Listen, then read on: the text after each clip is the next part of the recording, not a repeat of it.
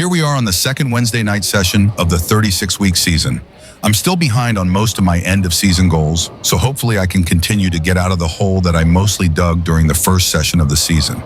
Coming into tonight, I'm over my strike percentage goal of 50%, but I'm below my combined league average goal by 16 pins, and below my single pin spare and non-split spare average goals by 7 and 11%.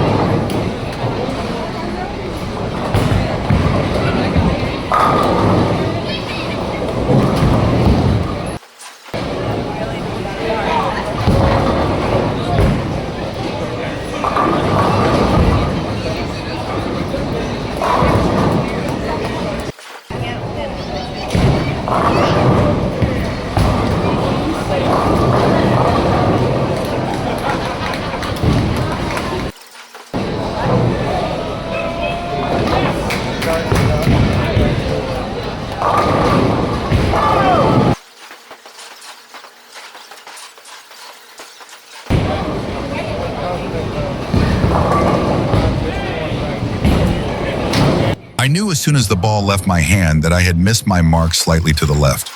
With the exception of the missed 10 pin in the 10th frame, the first game wasn't bad at all. My timing and balance seemed to be good and I'm mostly hitting my mark, although I may have had a few lucky carries. It all evens out though because I felt that the first rack of the 10th frame should have carried as well.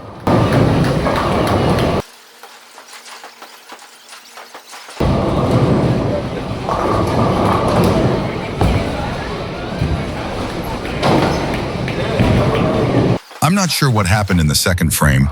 The 6-pin spare is almost automatic for me. I must have had a quick lapse of concentration. Hopefully I can shake it off and get back to bowling well.